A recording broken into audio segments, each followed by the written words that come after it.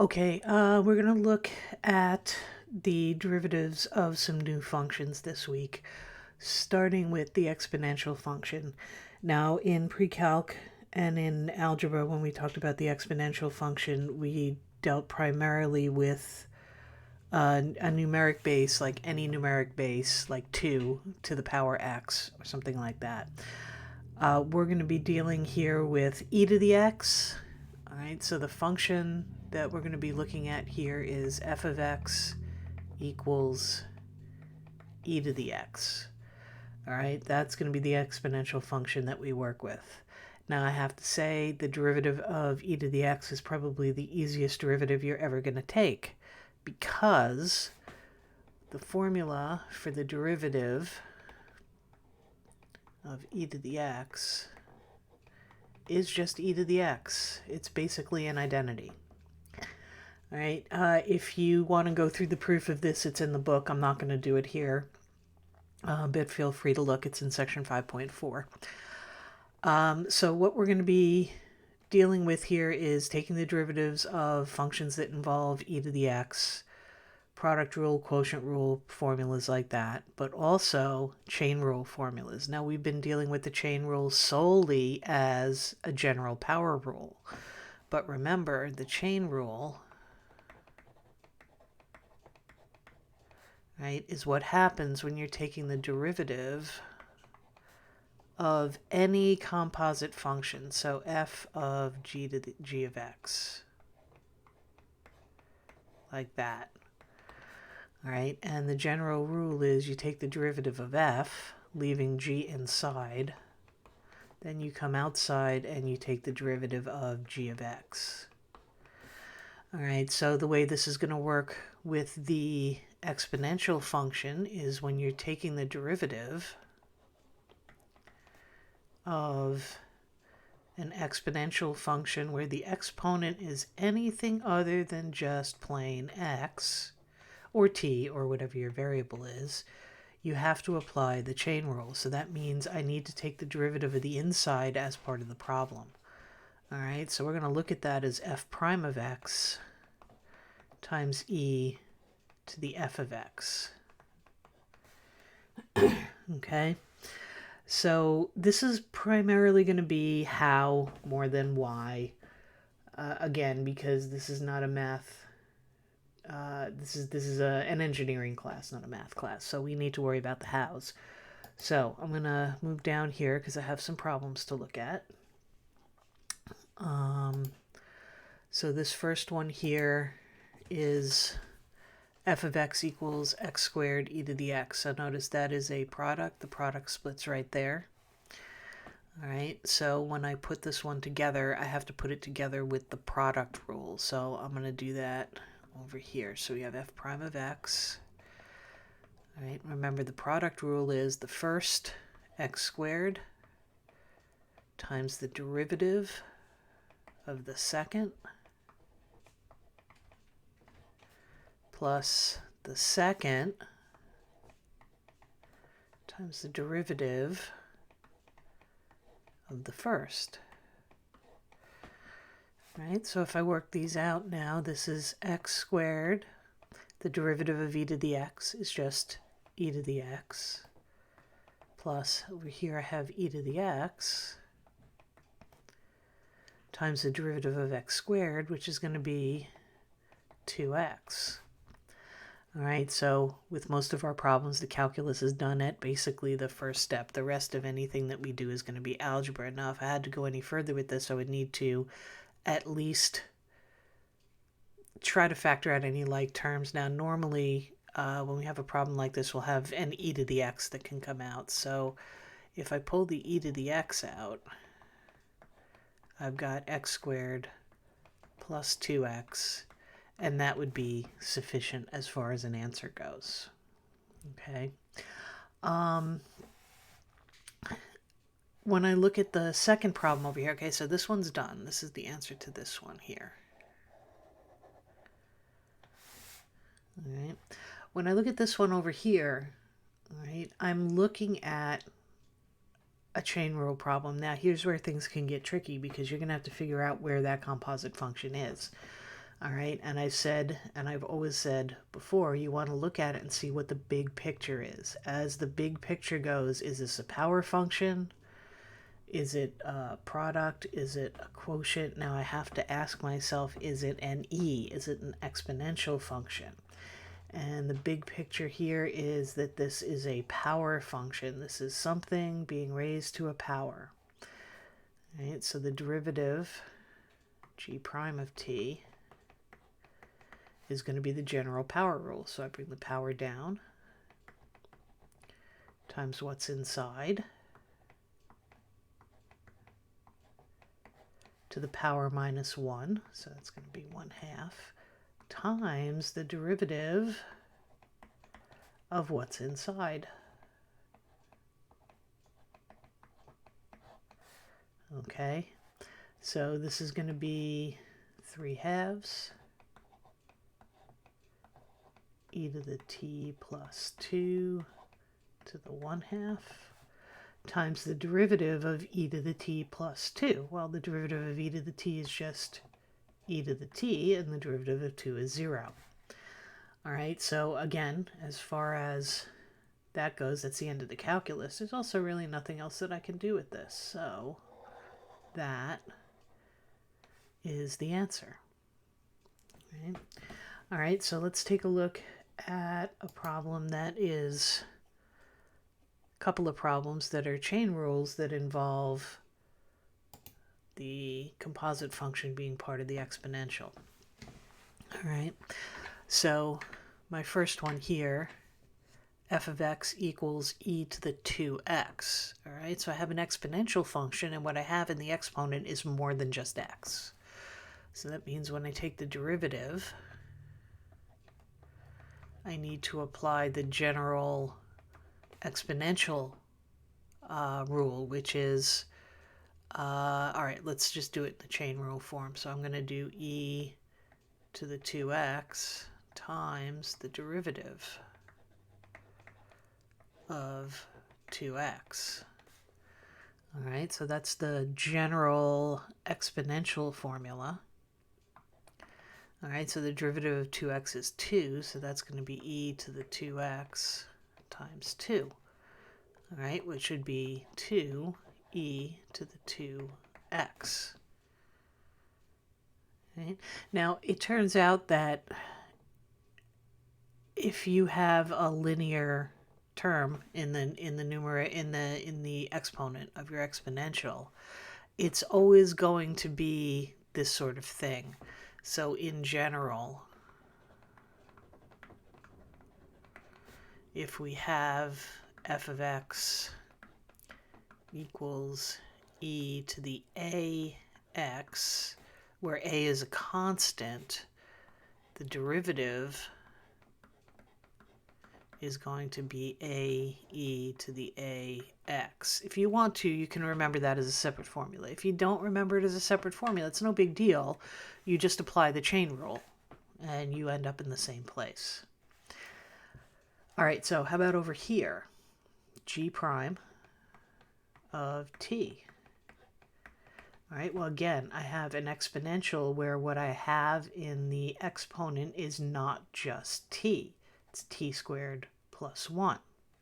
So I'm going to follow the exponential formula, which is we take the function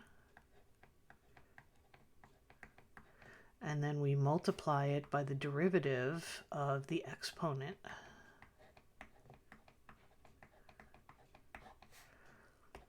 So this is going to be e to the t squared plus 1 times the derivative of this, which is going to be 2t plus 0, so just 2t. So this ends up being 2t e to the t squared plus 1. Okay. All right, so if I put this all together, we can take a look at a problem that has us, where's my, sorry, my pen and my mouse are fighting each other for control of my computer. How about we take a look at one that is a quotient.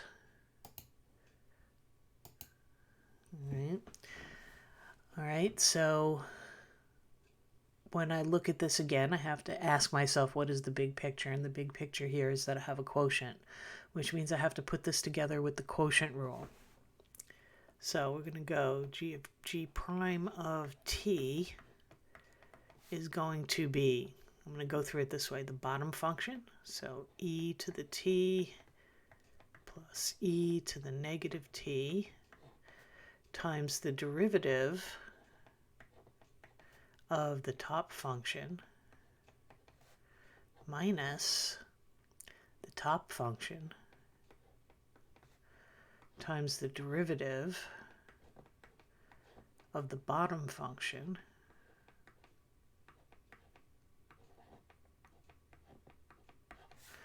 all over the bottom function squared.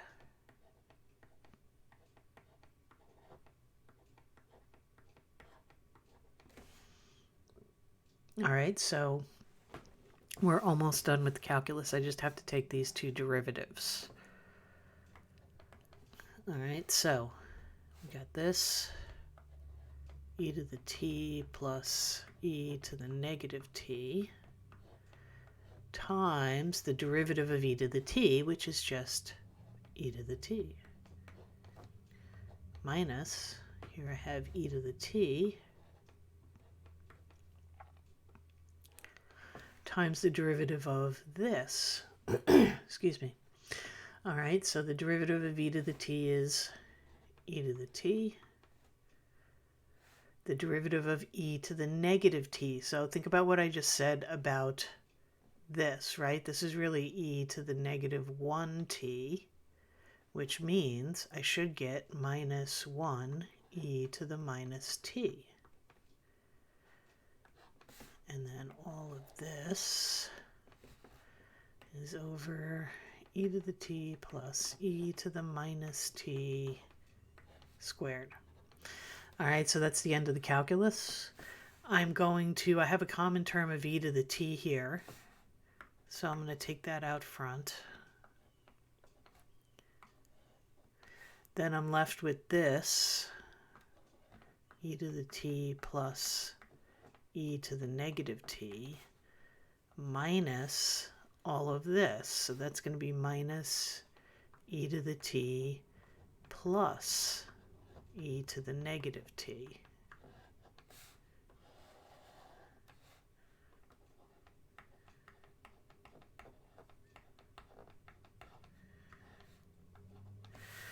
All right, now what do I have in here? Is there anything that I can undo? Yes, I have an e to the t, and I have a negative e to the t, so those can go away.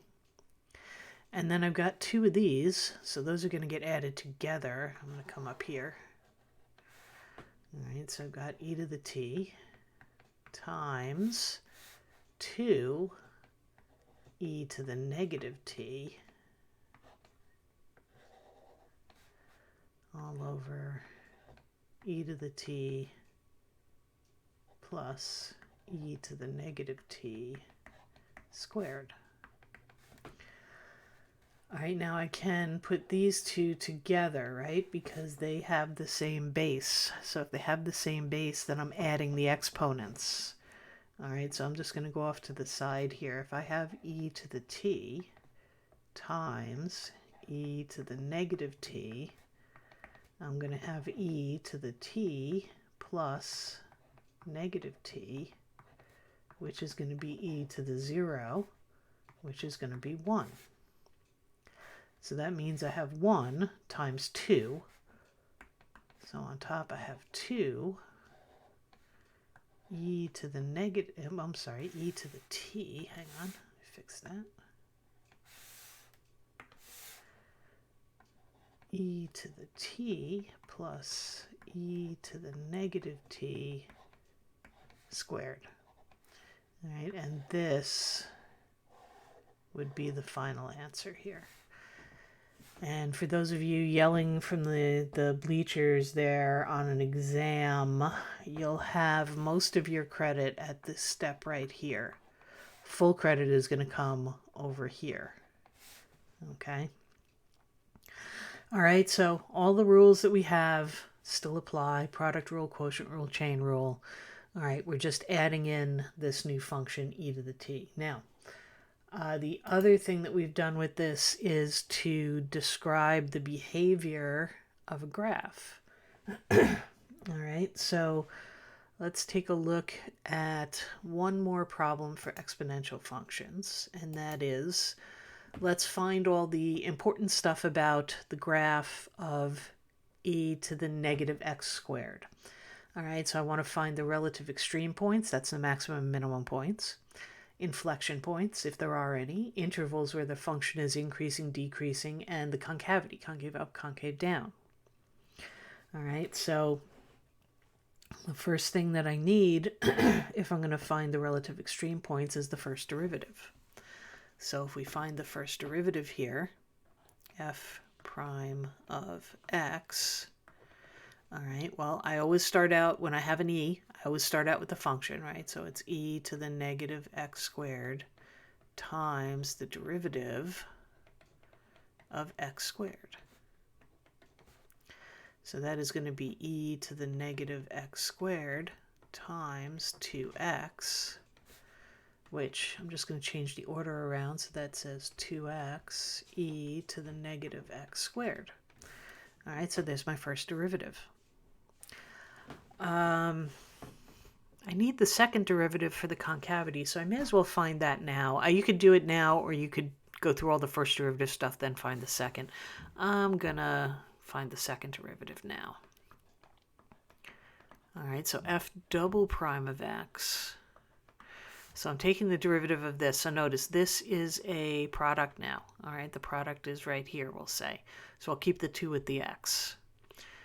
All right, so I'm going to go through the product rule. So I take the first 2x times the derivative of the second plus the second times the derivative of the first. All right, so the derivative of e to the negative x squared, well, we found that already. That is this. All right, so this is going to be 2x times 2x e to the negative x squared plus e to the negative x squared times the derivative of 2x, which is 2.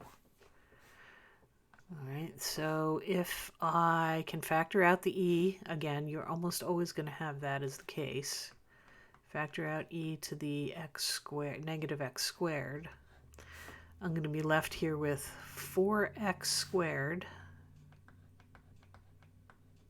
minus 2. All right, so I think I'm going to go one more step. Well, you know what? I don't need to go one more step. That's fine. All right, so I've got the first derivative. I've got the second derivative. All right, so let's look for extreme points. All right, so extreme points.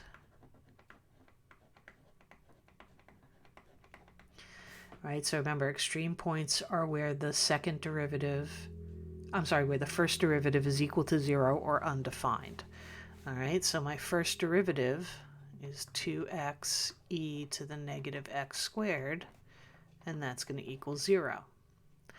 All right, since this is all a product, that means I've got 2x equals 0, and I've got e to the negative x squared equals 0. All right, this is going to be 0 where x is 0, so there's 1. This is going to be 0, never. Right? It doesn't matter how big or how small x squared gets, e to the negative x squared is never going to be 0. All right, so that doesn't have a point where it's going to be 0. If you need to review exponential functions, take a look through 5.1, I think is the review of exponential functions if you need to check that. All right, so I have one extreme point, and that is it, x equals 0. So I can check where the function is increasing and decreasing. All right, so here's my first derivative. if I pick a point on this side, let's say I take -1.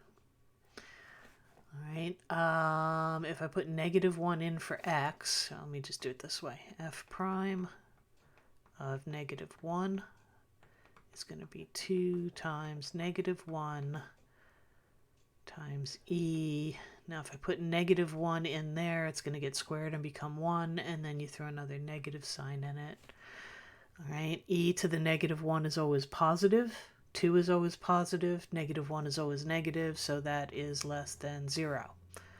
So the function is negative on that side. The derivative is negative on that side. If I put a point on this side, say I put 1, okay, then I'm sorry, my brain is going to the picture of the function and trying to see if this actually fits.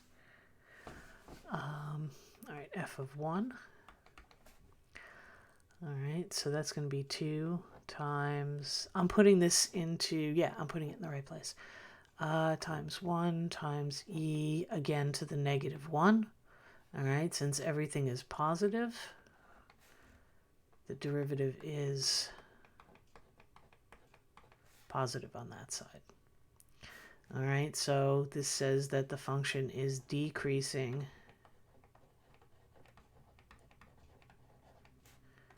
from -infinity to -1, and it's increasing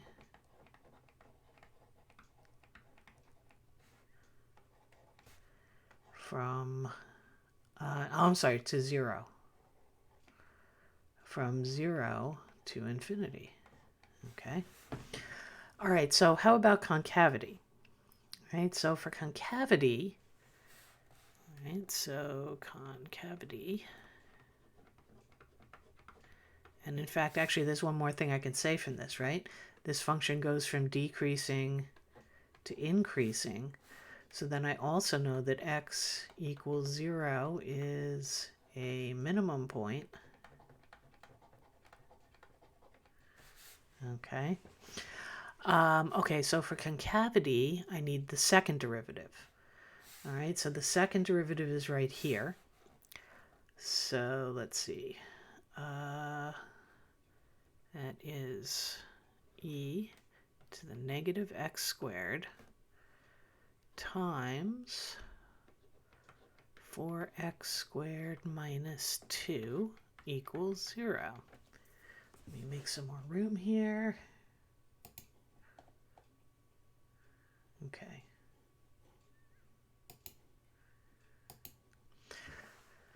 All right, so again, because this is a product, I'm just going to separate it. E to the -x squared equals 0, and 4x squared minus 2 equals 0. This is never going to be 0. Again, it's an exponential function, so it has the x-axis as a horizontal asymptote. For this one, I'm just going to solve it this way.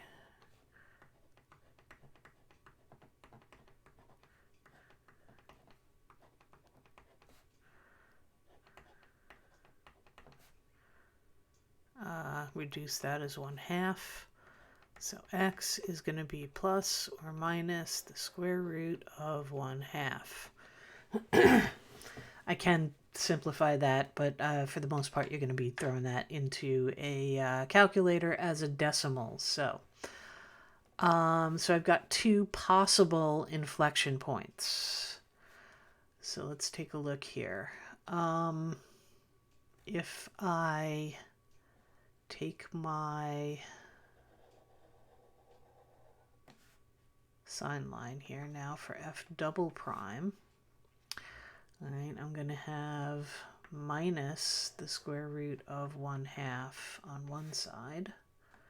I'm going to have the positive square root of 1/2 on the other. All right, now in order to figure this out, I'm going to start in the middle here because I can pick 0 as my test point.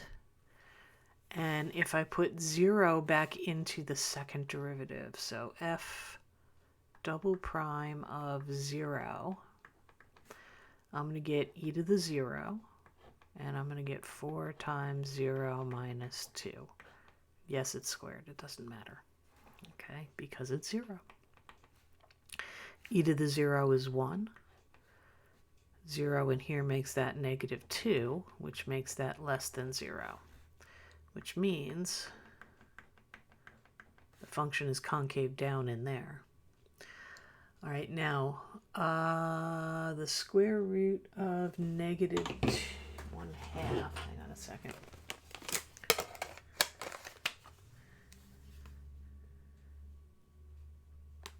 So the square root of negative 1/2.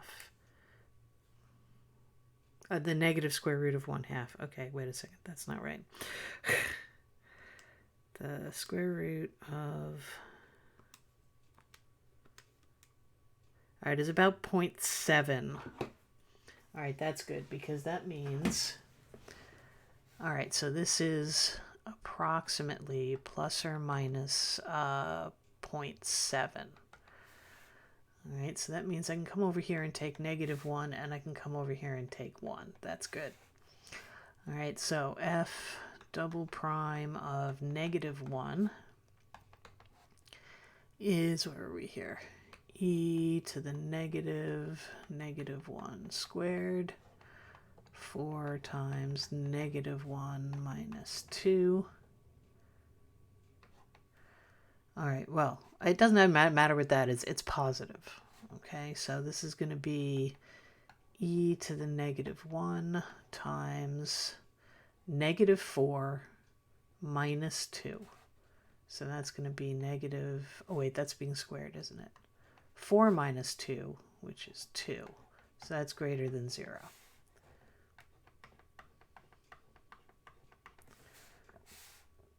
Okay, and then f double prime of 1 is basically going to be the same thing, right? Because everything's being squared. That's -1 times 2, which is also going to be greater than 0. So that's also going to be positive.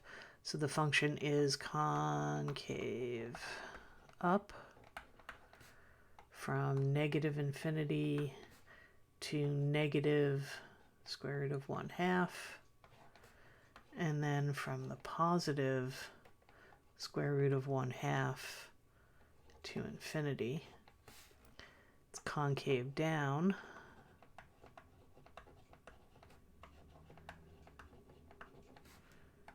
between negative square root of 1/2 and the positive square root of 1/2. Okay. All right, so that's going to do it for exponential functions. I'm going to separate out the logarithm functions for the next video.